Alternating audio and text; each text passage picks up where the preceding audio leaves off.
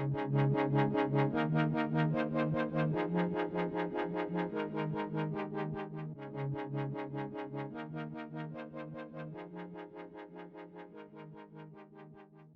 welcome again. Here we are with another little reflection. Today I want to speak of something a little bit more difficult. I want to reflect with you on the last 10 days of violence, of lies, of terror, of murder, since the Hamas brutal and suicidal invasion of the people of Israel. They perpetrated crimes that are not condonable.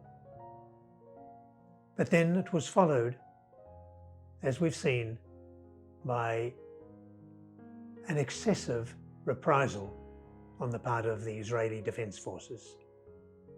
A minimum of 6,000 bombs dropped on Gaza, dropped on the people of Gaza.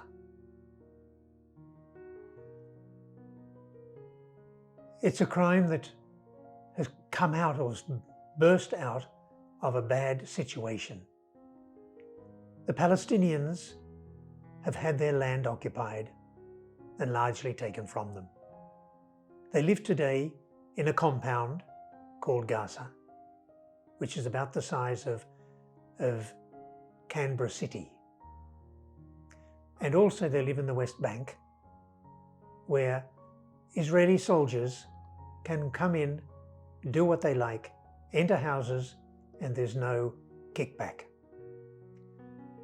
So it's not surprising that occasionally there are surges of violence, of reaction from frustration and humiliation. And I was trying to understand it a little bit, and I looked at today's gospel, and Jesus, who actually lived in a very similar situation, sent out 72 of his disciples to go out and respond or support what he called a harassed and dejected people. They were like sheep without a shepherd, because they also had their land occupied by the Romans. They also had soldiers in their streets and going into their houses and doing what they wanted with absolute authority. They also had to pay taxes and the like to Rome. So it's not surprising that the Jews also, in the time of Jesus, rebelled and had suicidal protests, because they also knew from history that the reprisals of Rome would be disproportionate, and they always were. And what did Jesus say to his disciples when he sent them out on behalf of these oppressed and discouraged, dejected people? The first thing he said is, say peace to you. Peace, shalom. A peace the world cannot give.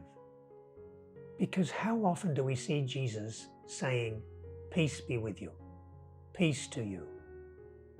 Many, many times that was his greeting.